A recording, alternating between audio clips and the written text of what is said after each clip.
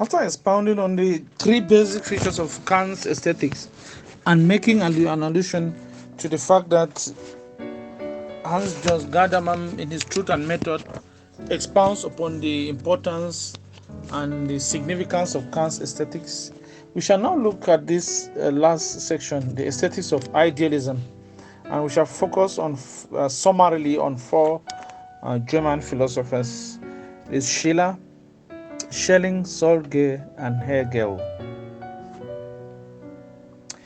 According to this, the third critique of Kant was the attempt to bridge the gulf, which means they take Kant's reflections to be very significant, and the gulf for them this resolved the antithesis between liberty and necessity, teleology and mechanism, spirit and nature, which preceded Kant's reflections. And about this token, we look at Kant. We have to relate. The first aspect we do here is to relate Kant and Schiller. When looking at the relationship between Kant and Schiller, and the discussion rages around the true relation between Kant and Schiller has been maintained in relation to, as it would seem, the case of Schiller seeing and deriving his thoughts from Kant, but from the pandynamism point of view. Starting with Leibniz, he uses Kant, but then he reintroduces aspects of Leibniz, which for him are very important. And in relating Schiller and Kant,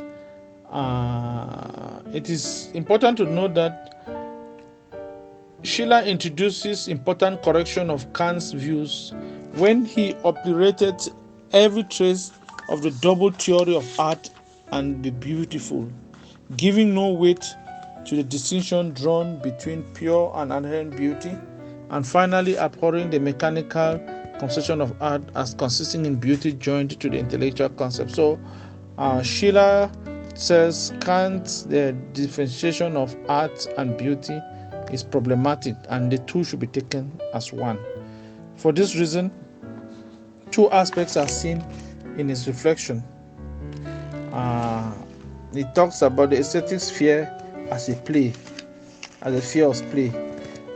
By defining aesthetic sphere as a sphere of play, the German Spiel, the unfortunate term suggested to him partly by some phrases of Kant, and partly perhaps by an article on card games by Winston, which he published in his review, has given rise to the belief that he anticipated certain modern doctrines of artistic activity as the overflow of exuberant spirits, analogous with the play of children and animals. So beauty, according to him, in this relation, is life, the living form, not life in the physiological sense, since beauty does not extend throughout all physiological life, nor is it restricted to that alone. For example, it says a marble, when worked by an artist, may have a living form and a man. Although possessed of life and form, they need not be a living form as such. So this leads him to say that art conquers nature with the form. The second aspect is aesthetic and education. For Schiller, there's an ascription that high educational value to art, thus conceived as at once sensible and rational, material and formal. So there are four aspects here: the sensible, the rational, the material, and the formal. And not that it teaches moral precepts or excites to good actions, but rather if acted thus, or when it is acted upon, it would at once cease, as we have seen, to the art. Leading to this, we bring about the defects that have been underlined in Schiller's scheme. The defect in Schiller's aesthetic doctrine is lack of precision and its generality. Who has given a better description of certain aspects of art, the catharsis produced by artistic activity, the serenity and calm resulting from the domination of a natural impression. The next aspect we look at is Schiller's caution. He cautions us and the rashness of the romanticists. Schiller's caution After constituting himself a guardian of Kant's teachings, Schiller introduces a caution, refusing to abandon the realm of criticism. He held that from transcendental motives, reason here demands that communion be established between formal and material activity. That is, there must be an activity of play, since the concept of humanity can be completed only by the union of reality with form. So, together with Connor, Schiller states that the union of sensibility with liberty in the beautiful does not actually take place, but is supposed to be so, and it suggests to man's intuition of the unison of these elements within himself. The next author of Aesthetic of Idealism is Fichte.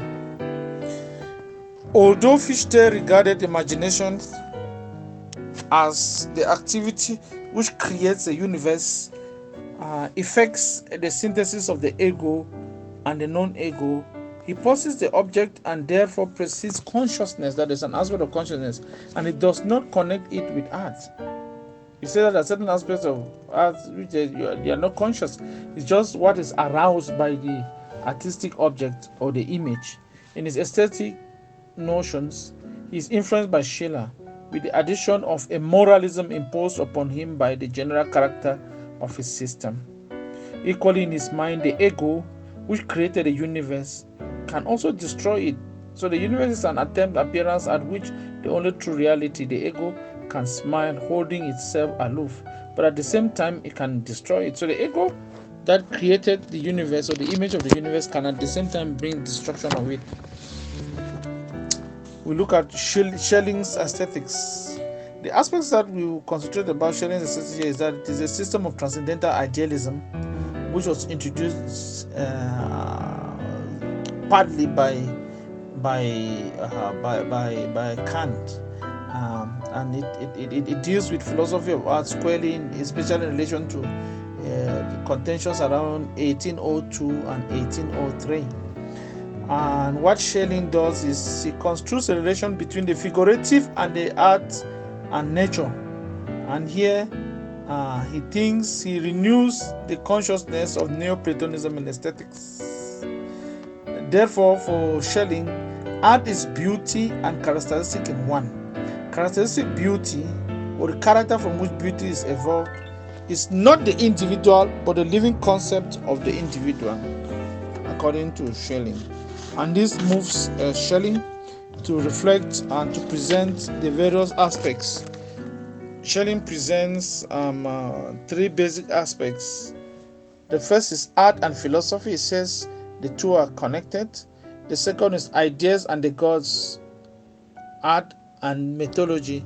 This is a return to the Greco-Roman world, antiquity, and a reflection, in which addition to the above view for him is a dimension of imagination which, as a faculty, does not connect with pure intellect, or with reason. The last aspect is art, practice, and religion. So, according to aesthetics, according to Fichte, in order of hierarchy, art comes, and then practice, and then religion. And that is what he thinks that is very important that we have to consider strictly. So now we go to the last, George W. Hegel and aesthetics. If we listen to the last aspect of Schelling, we'll see the influence that the art, practice, and religion of Schelling, as derived from Solger, are basic features which Hegel underlines. And in Hegel's Phenomenology of the Spirit, Hegel states that religion is the last of the practical sciences. And so for him, the first is aesthetics, which is art, drawing from Schelling and Fichte. The second is practice, and that is the ethical sphere or the ethical plan. And the last for him is religion.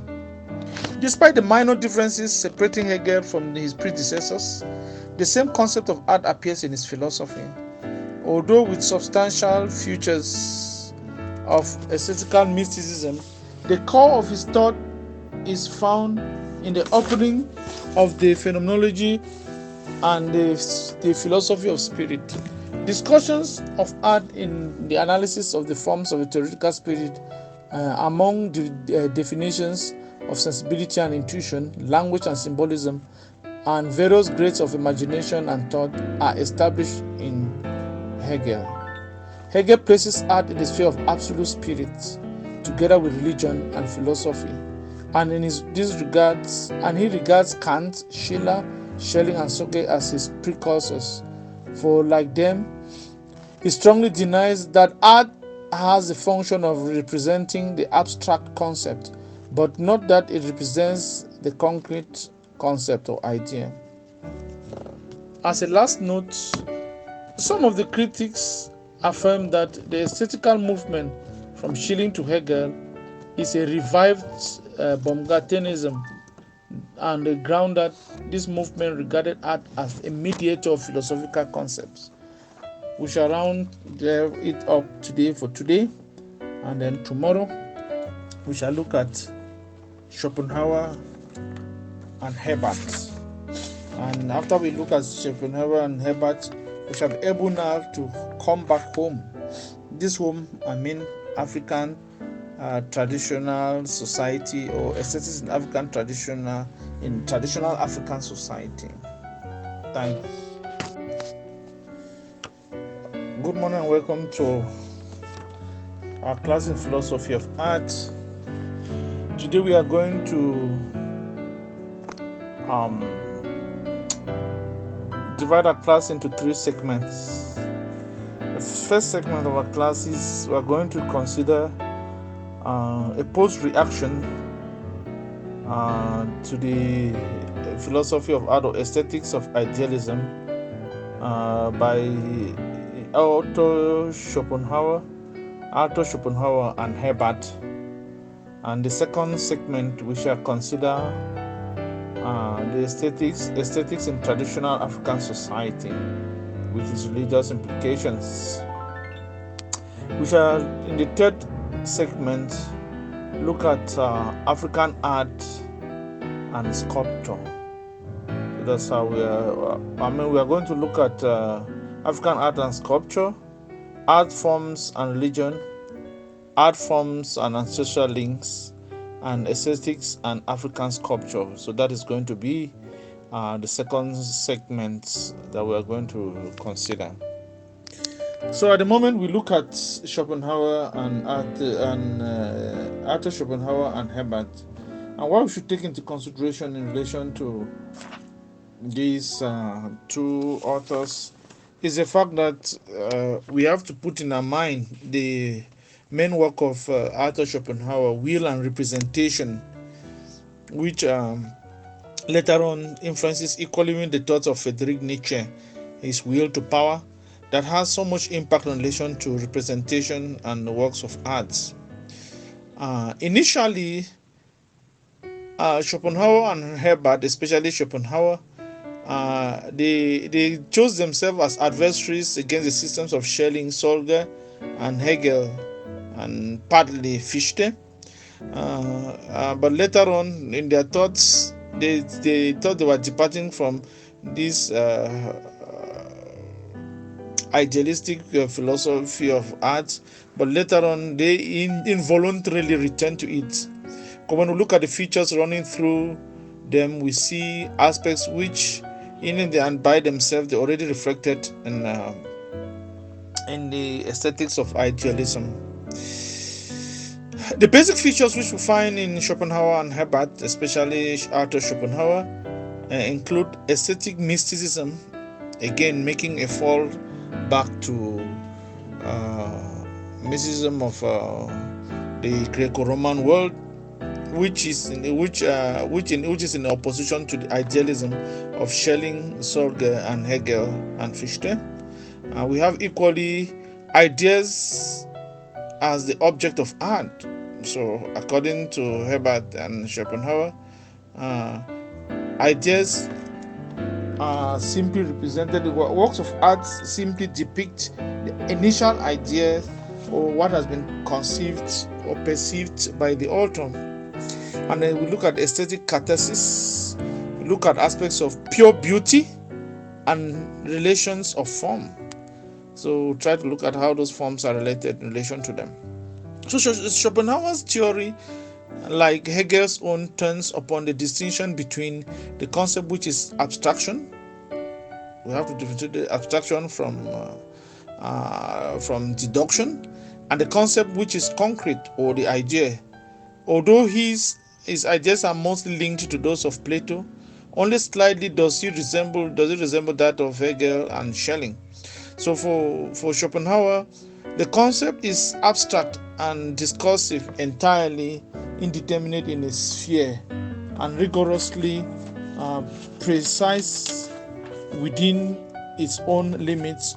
Only the intellect that suffices at the end, according to Schopenhauer, that only the intellect suffices to conceive and understand it.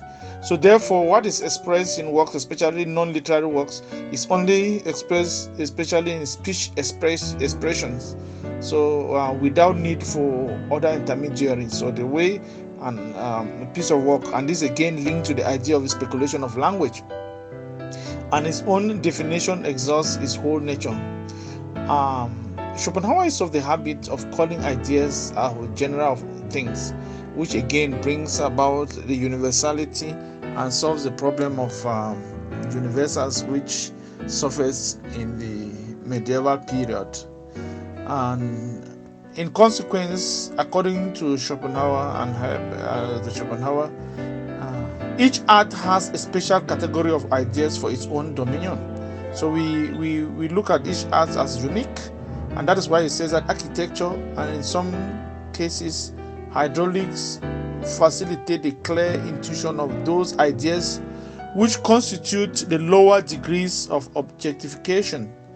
For example, dealing with aspects of weight, cohesion, resistance, hardness, the general properties of the stone, and some combination of light. And the final analysis, Schopenhauer concludes by affirming that music does not express ideas, but parallel with ideas and will itself. So we see now how he puts in the idea of the importance too of music, and then he borrows too and says that music, it led him to conclude that music was not, as falsely taught by Leibniz, arithmetic but a metaphysic. So you see this a derivation even from the Pythagorean consideration of music and mathematics in relation to harmony. So for him, art beatifies. It is the flower of life. So according to him, art is very necessary because it equally frees people from their desire, their pain, and their time. Next to him is Johann Friedrich Herbert, who turns his attention to aesthetic, especially the musical aspect too, just like Schopenhauer, though in a slightly different way. According to Herbert, aesthetic must not bear the blame of the faults into which metaphysics has fallen. Therefore, he thinks that we should isolate metaphysical aspects from works of aesthetics. This is in a contradiction or contraposition of Schopenhauer, and he thinks that we must make it an independent study. Aesthetics should be an independent study and should detach itself from hypotheses about the universe. And beauty for him consists of relations. That's relations of the tone, color, line, thought, and will. And for him, experience must decide which of these relations are beautiful, and aesthetic science consists solely in enumerating the fundamental concepts in which are summarized the particular cases. In conclusion, the close similarity of the aesthetic doctrine of Herbert to that of Kant cannot be neglected. In Herbert, we again find the distinction between free and inherent beauty, and between form and the sensual stimulus that is attached to form. So we call it here, and in the next period, we are going to consider aesthetics in traditional African society. You are welcome to the second segment of our lectures today. And we are going to talk about aesthetics in traditional African society, and here we shall consider two basic aspects, basic characteristics, and we shall look at African art and sculpture. In the first place, we'll look at the basic characteristics of African art and sculpture. See that the aesthetic of art, nature, poetry, and beauty are expressed variedly in African traditional societies. And African art exists in many forms and styles, and with fairly little influence from outside the continent. Even within Africa, there are various art forms and characteristics that are very unique. You have basic unique characteristics in African art forms. And African art exists in many forms and styles, and with fairly little influence, as we have said, from out of the continent. But most of it follows traditional forms, and the norms were handed down orally as well as written. But then, because most of it was not documented, that is why there has been the temptation to use Western categories or characteristics to determine.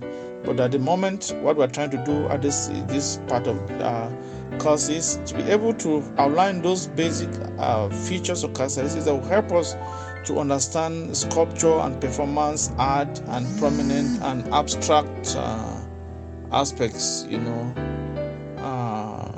and partially abstracted forms as valued long before influence from the Western tradition. So whatever we're going to see, we'll try to apply it to our various cultures. You look at various works of art and you'll be able to practicalize them. So they're basically, there may be others, but then there are basically 5 characteristics in relation to African traditional society or aesthetics in African traditional society. The first is luminosity. The second is youthfulness. The third is self-composure. The fourth, clarity of form and detail. And the fifth is human resemblance. So we look at shiny luminosity. We look at most artworks in African sculpture. You see that most of it they have shiny, smooth surfaces, especially on facial representation. And they represent a significance of this is represent healthy skin. I want to, for the sake of practicality, of recent or before now, we have heard about the long story of the Afua Kom and how it was returned because of the harm it was causing. But then I want us to forget about all those other mystical attachments to the Afua Kom. I want to look at it more as an art form. When you look at this shiny surface as presented in most features, you look at it shows a sign of health, representing health for the community. Likewise, the recent movement of the Fund of Nso to Germany in relation to, they call it their founding mother, what has been known as the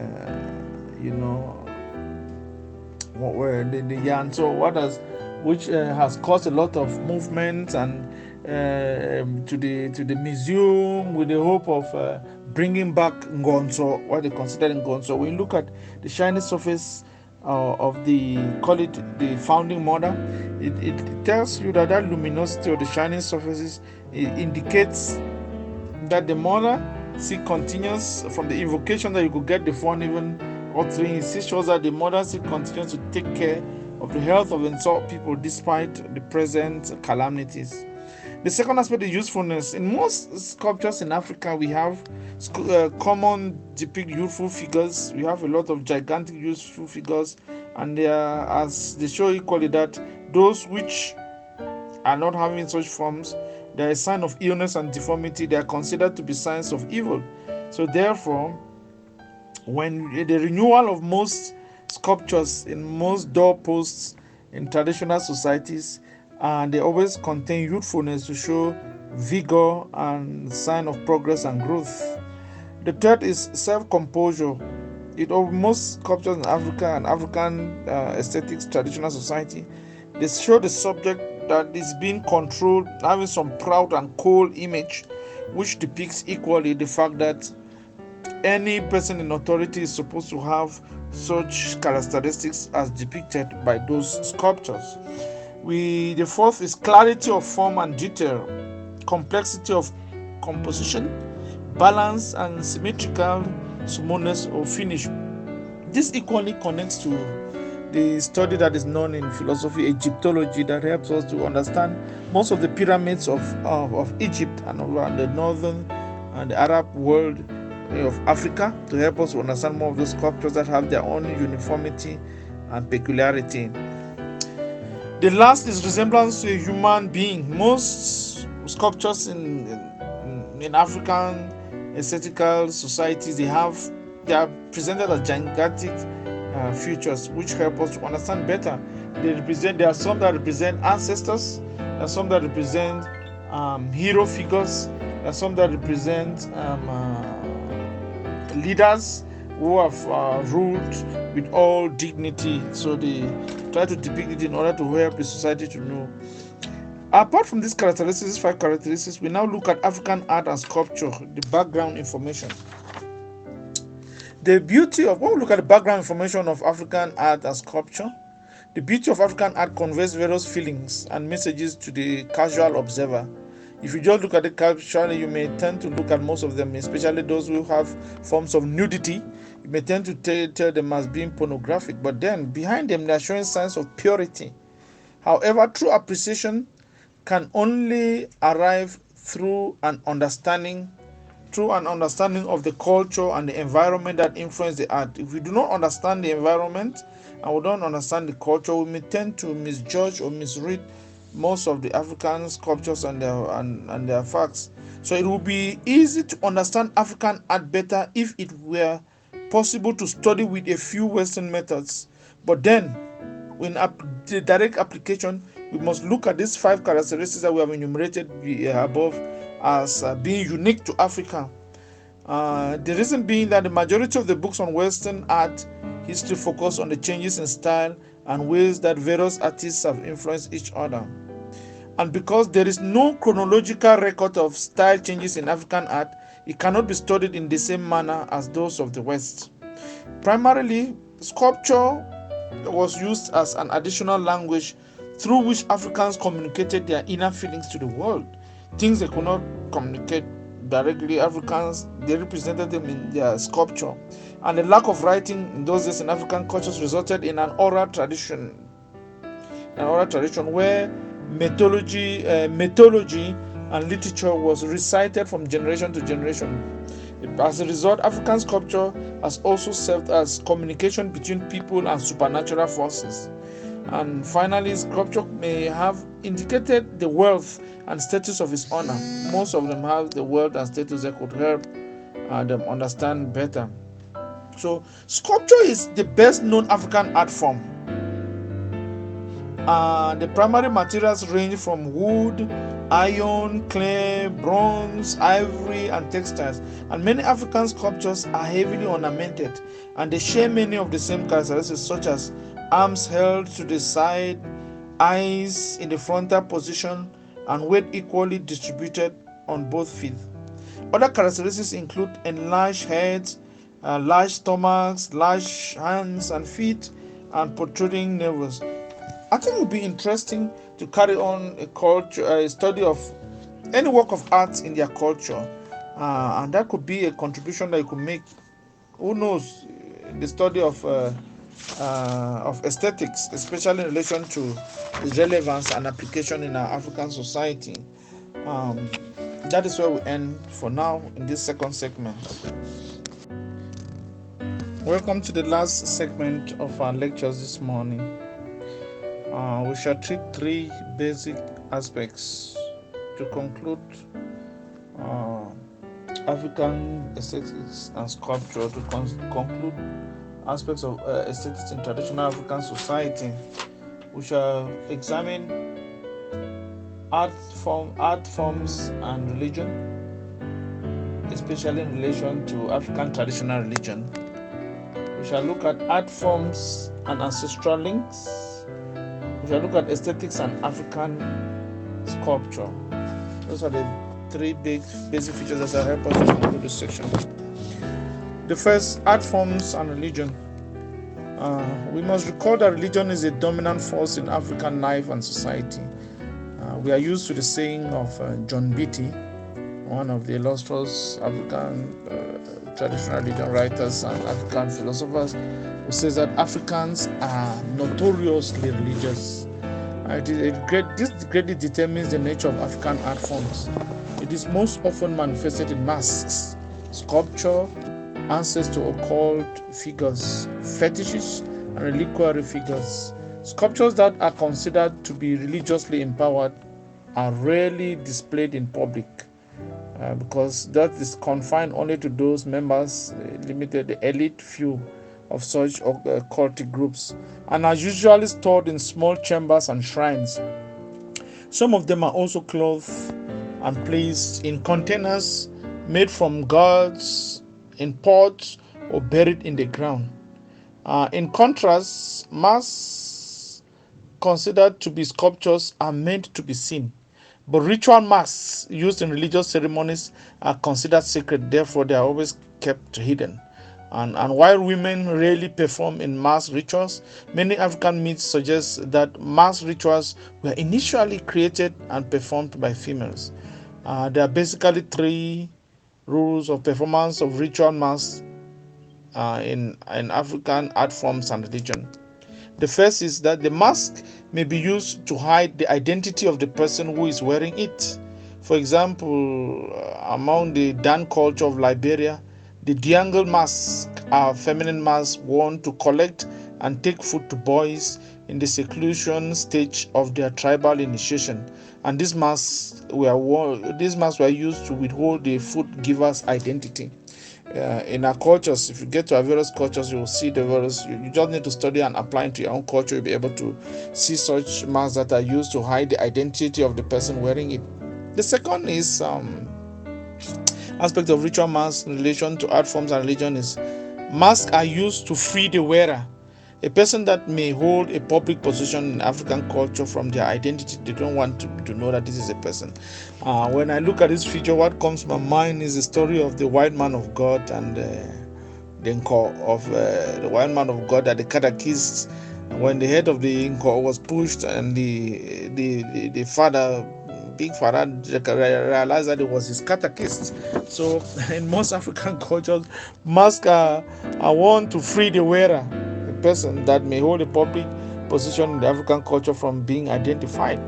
The last, or the third and the last, is masks allow the wearer to become something different or take on the identity of what the mask suggests or represents. For example, in ritual dance for ceremonies, the dancer ceases to be himself and becomes the spirit of the mask.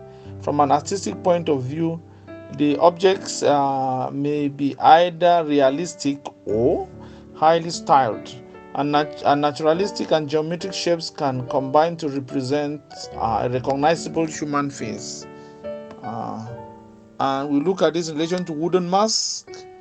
When we look at wooden images for most tribes, especially maybe Mali and most semi-Bantu cultures, we see masks which are worn as headdress. And most of these masks, some of them, they have animal shapes on them, carved to depict those figures. Like you can look at jujus around the northwest region, maybe Oku jujus and all other jujus around the place. The second aspect is art forms and ancestral links. Cult and ancestral figures are full body images kept in homes. When you get in most homes in African societies, you see art forms and the ancestral links. And these figures are presented for offerings on a daily ritualistic routine.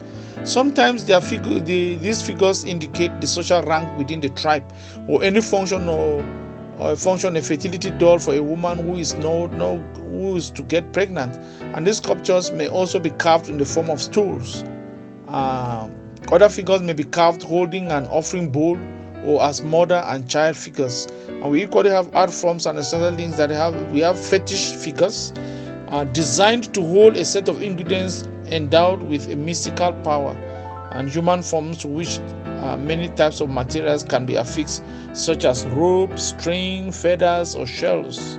And most often these figures they show a contribution of Africa. That Africa has so much great cultural heritage of mankind, and African sculpture was hardly known outside its own continent until the late 19th century, but during the 20th century, its effects on Western art have been immeasurable, and that's why we see most cultures and African countries canvassing for the return of some of their works of art that had been, I don't want to say stolen, taken away by colonial powers.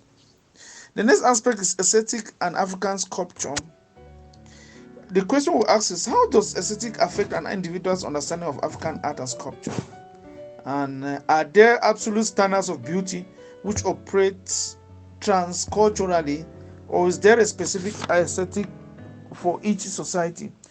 And we'll say that certainly in the American culture, for example, artistic appreciation and aesthetic are not the same as in African culture or in the Western world, where aesthetic generally has an ethical bent or twist and basis. In Africa, we don't. The ethical aspect is not so much implied in most of its sculpture.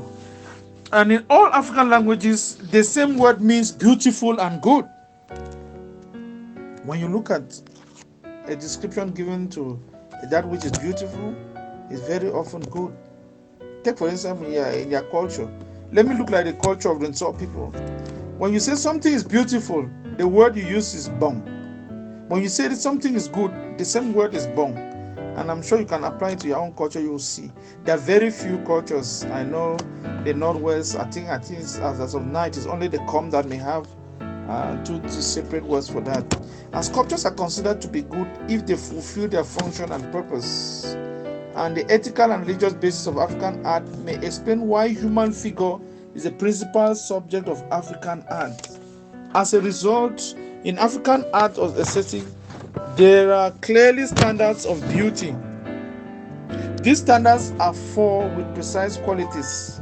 And to analyze these four qualities, we further use examples of maybe like the Yoruba of Nigeria, which describe a number of semi-independent peoples loosely linked in geography, language, and history and religion.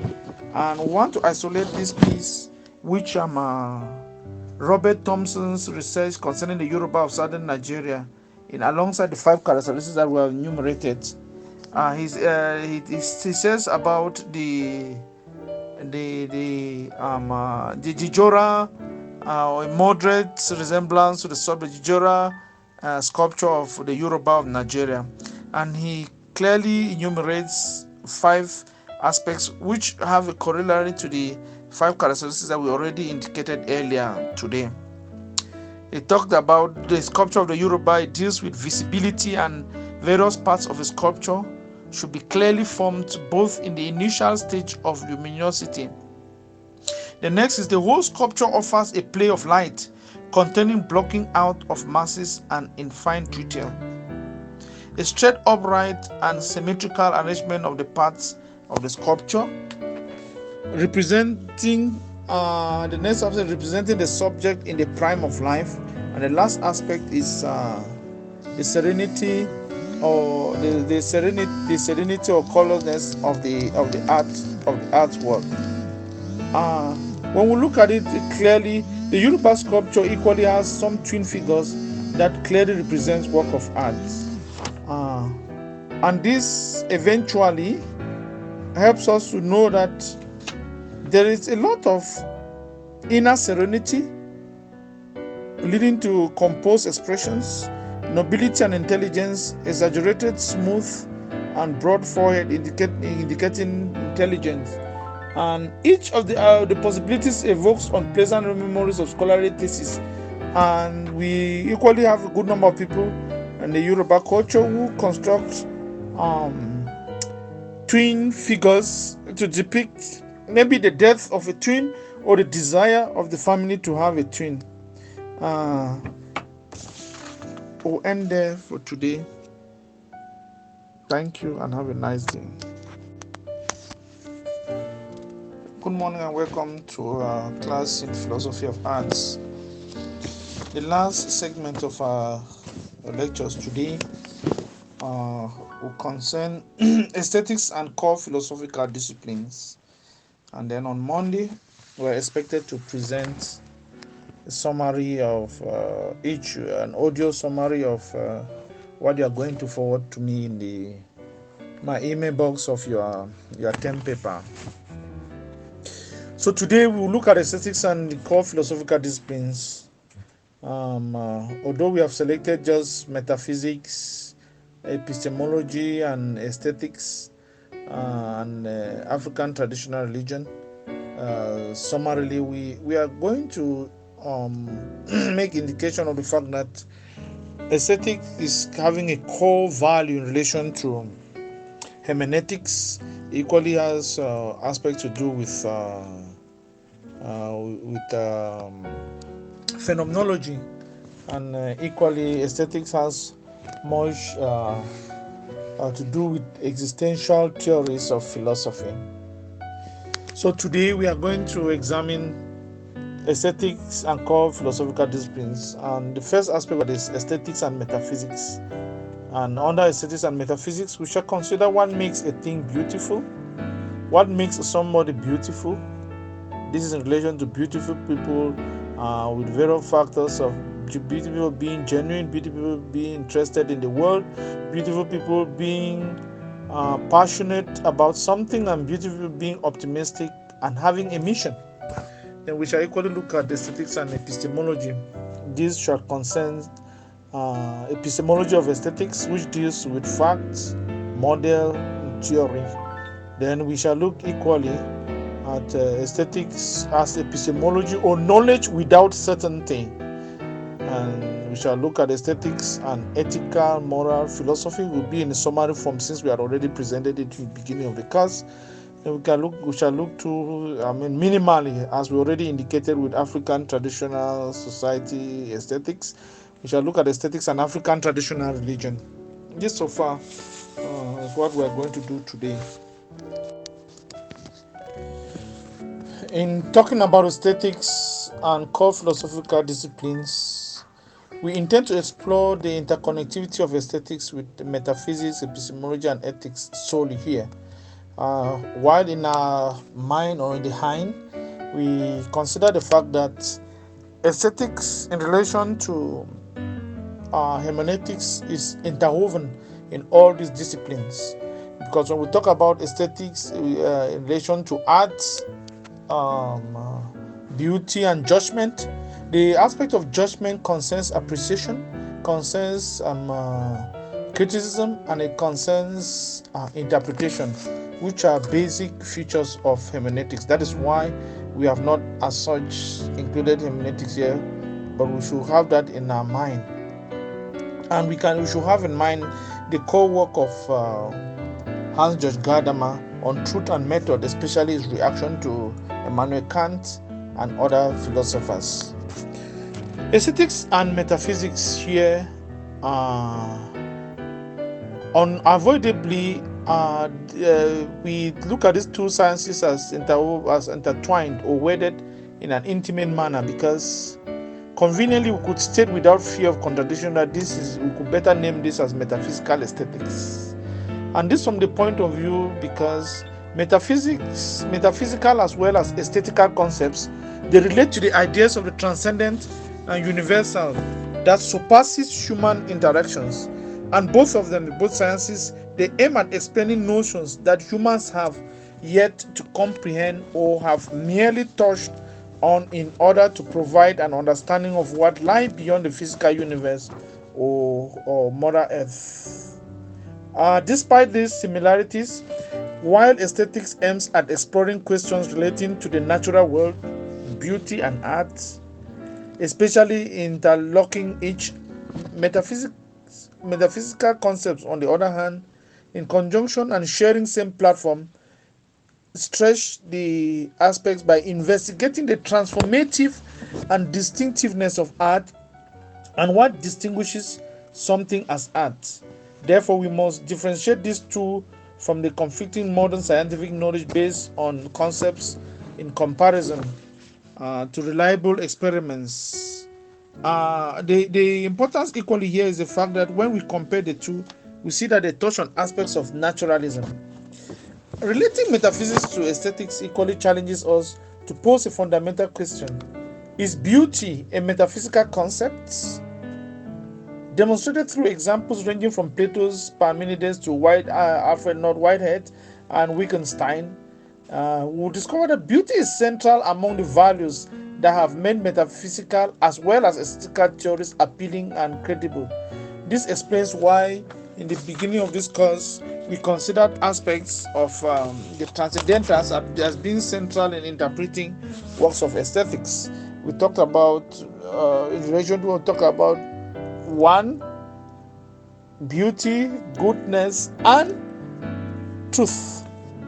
Next, we are bound to examine the three major categories of metaphysics, which lay legitimate foundations to aesthetical concepts.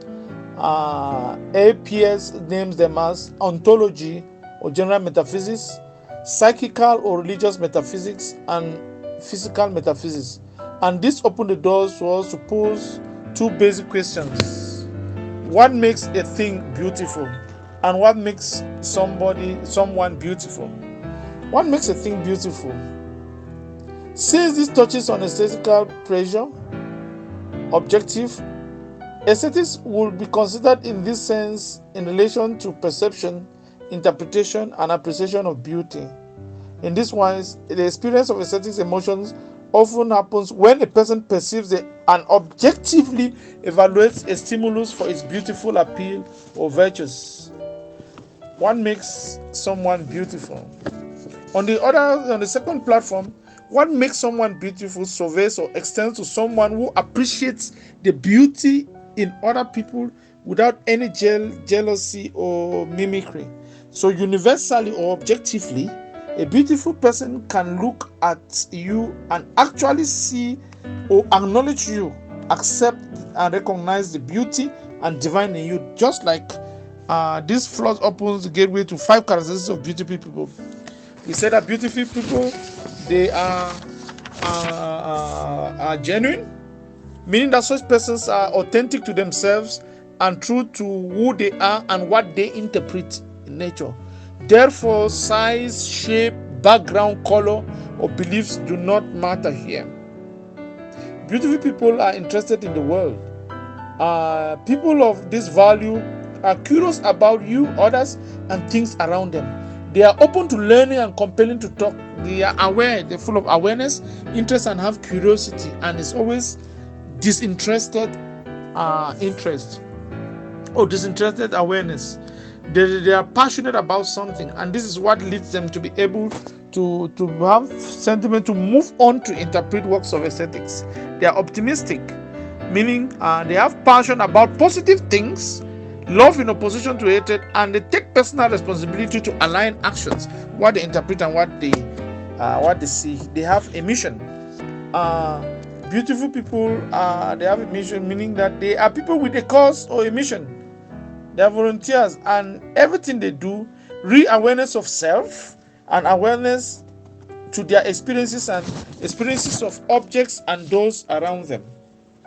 Summarily, we could say here that aesthetics in relation to metaphysics enables us to differentiate or distinguish mimesis, as we already saw in Plato and in the Greco-Roman world, and from metaphors. So we see the difference between mimesis and metaphors in relation to aesthetics, to differentiate aesthetics and metaphysics.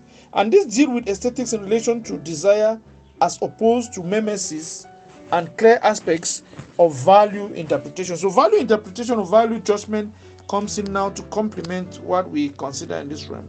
Thank you. Yeah, once more welcome. We are concluding now with looking at the relationship between aesthetics and epistemology, and we shall end up giving a summary from the relationship between aesthetics and ethics or moral philosophy, which we already addressed at the beginning of the class.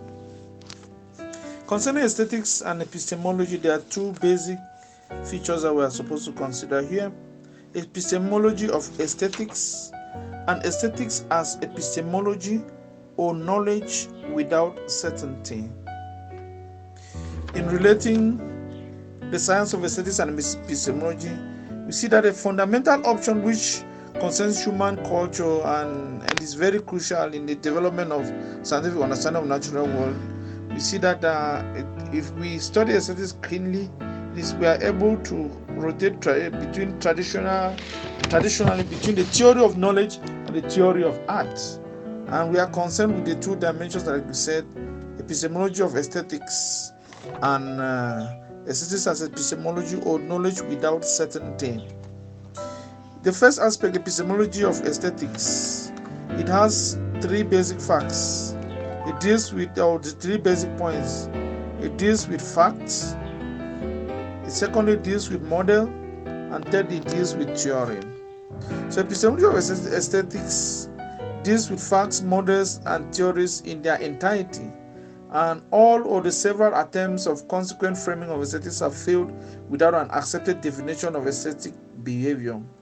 Thus, human sciences like archaeology, social anthropology, psychology, or neurobiology adopt aesthetic theories proposed by Western philosophical traditions to analyze issues of complex dimensions.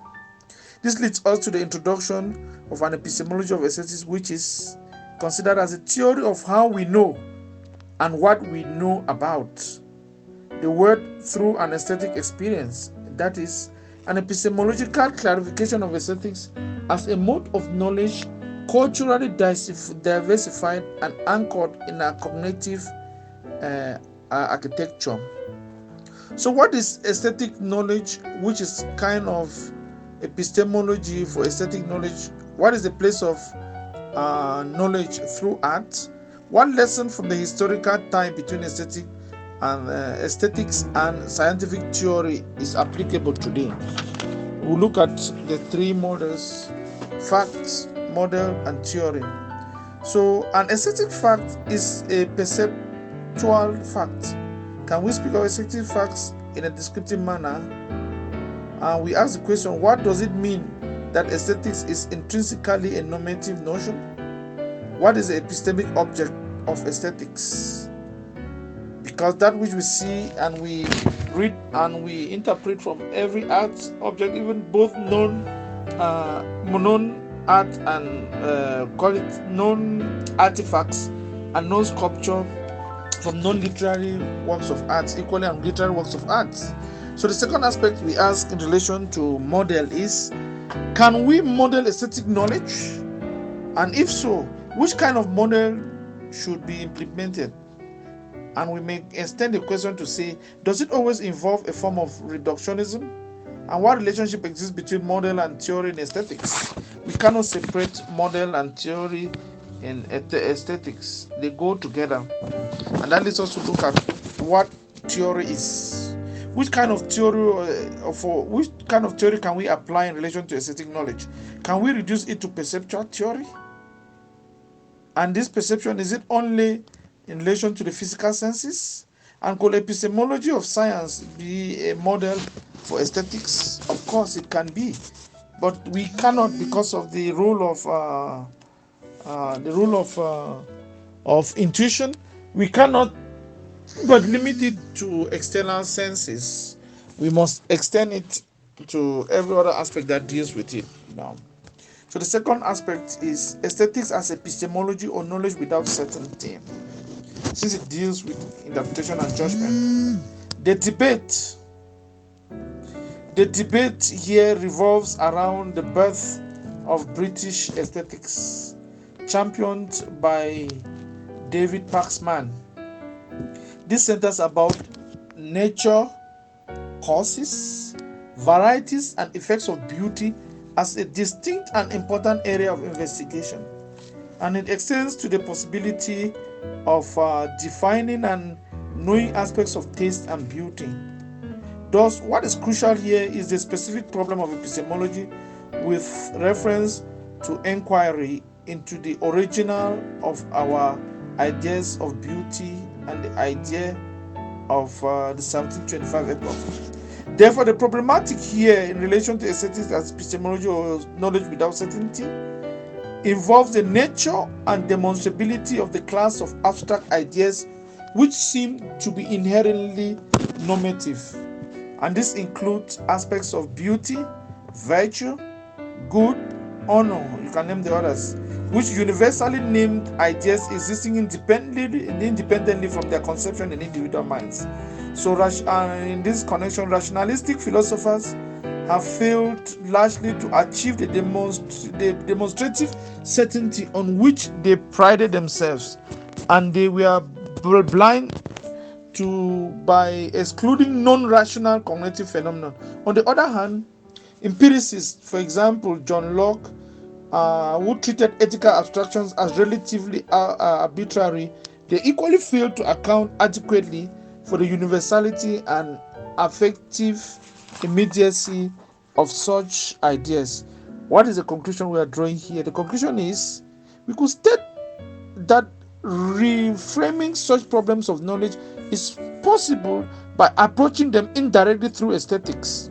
So the problems and the difficulty that we have had in relation to certitude or certainty could be approached through aesthetics. And this is a contribution that aesthetics makes in relation to nosological or epistemological claims, said to speak for itself in relation to transcendence. The last aspect we look at now is aesthetics and ethics or moral philosophy.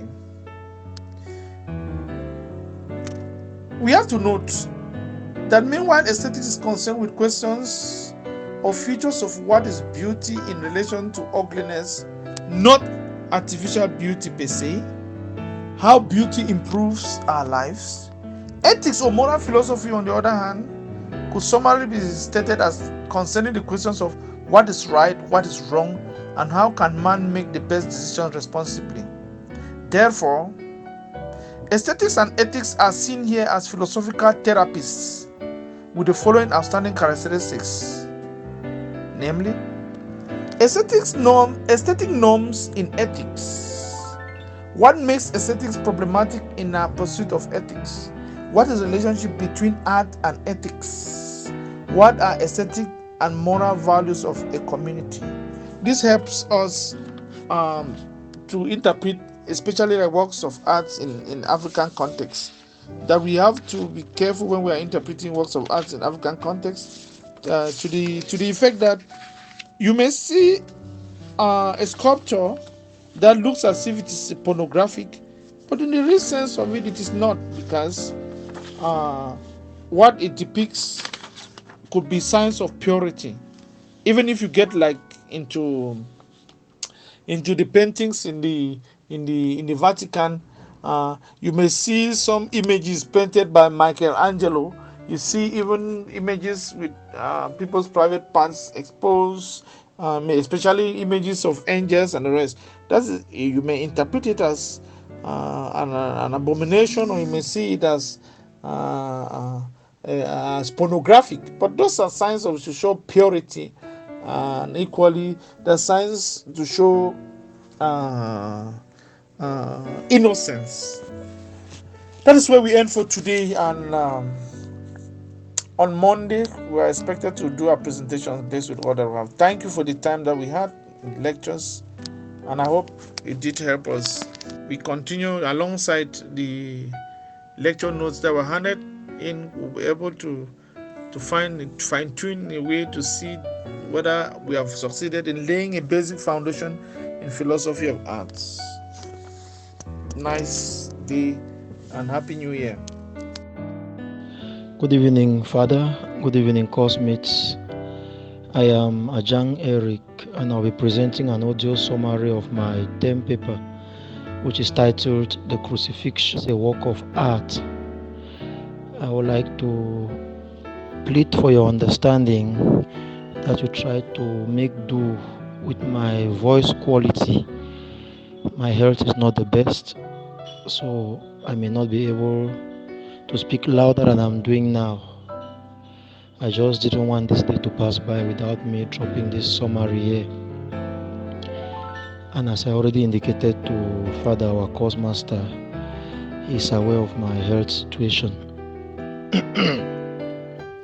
So before I begin, I would like to indicate that this topic has a lot of religious undertones, and so it may practically be impossible to discuss the crucifix without some Christian inclinations.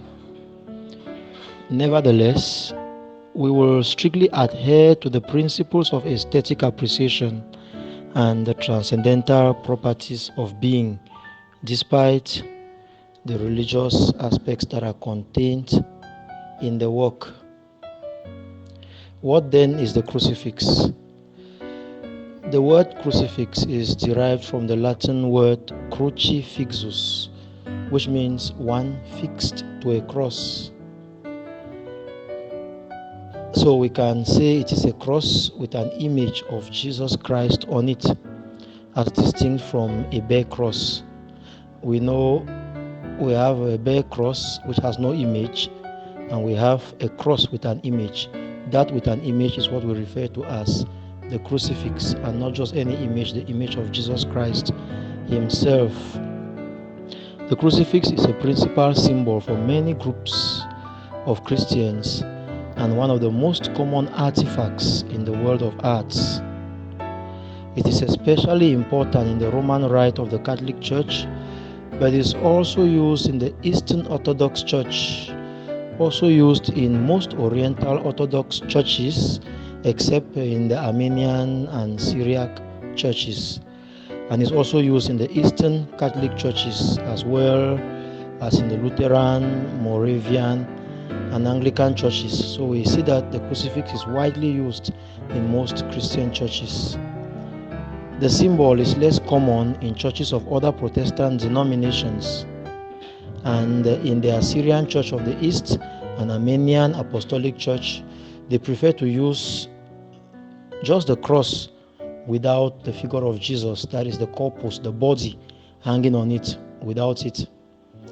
The crucifix thereby emphasizes Jesus' sacrifice, his death by crucifixion, which Christians believe brought about the redemption of humankind.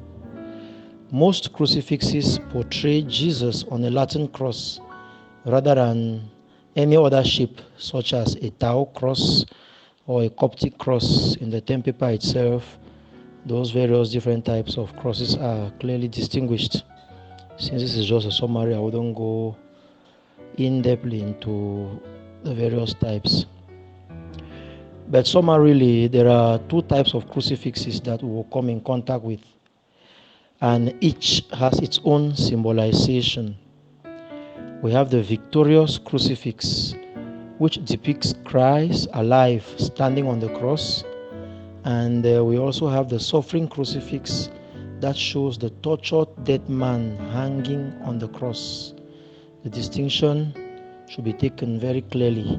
There is the victorious crucifix, which depicts Christ alive standing on the cross. Standing on the cross here is some kind of figuratively used. He's not actually standing with his 2 feet on the cross. It is a kind of figure of speech that indicates the victory that is implied in the crucifix. And then we also have the suffering crucifix, which shows the tortured dead man hanging on the cross. The crucifix that is regarded traditional, the crucifix that is regarded traditional in our times stems from the 16th century and is of the suffering type. And this presupposes that onlookers of such a cross are already aware of the gospel story. So visually, it communicates the opposite of its intended happy meaning. And today, when the Christian narrative is no longer commonly shared and understood, theologians and contemporary cross or crucifix makers are really undergoing a challenge. That challenge is to bring out the original meaning intended by the crucifix.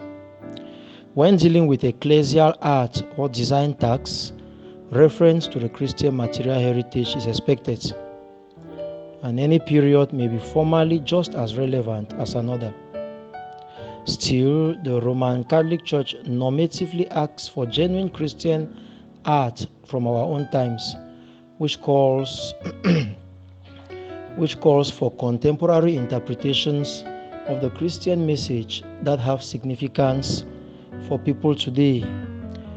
For example, Pope John Paul II frequently encouraged artists and designers to work in line with ecclesial tradition in producing works of art which represent various aspects of Christian belief, and the crucifix being one of them. Crosses and crucifixes in Christian contexts refer to the historical event in which the Jew Jesus from Galilee was crucified around the year 30 AD, and both symbolize the same meaning of Christ's redeeming offer of being killed and his triumphant resurrection from death, which became regarded as a salvation for humankind. As I already indicated above, crucifixes fall under two principal categories. I'm repeating this again because the emphasis of aesthetic appreciation lies on these two categories that are portrayed by the crucifix. The first category is a victorious type that depicts Christ alive, and the second category is the suffering type that depicts Christ dead and hanging on the cross.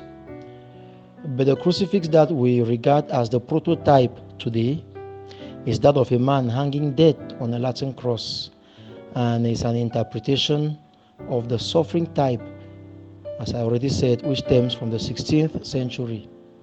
This crucifix type visually communicates the opposite of its intended happy meaning, and it presupposes that the gospel story is known. Today, this may not be the case, and this is where the challenge for contemporary cross or crucifixion makers lies. As far as this term paper is concerned, firstly, we will account for the present historical understanding of the crucifix / the crucifixion. Secondly, we will give a brief review of the development of the cross and the crucifix as symbols of Christian faith. Thirdly, we will present basic varieties within the cross and the crucifix iconography.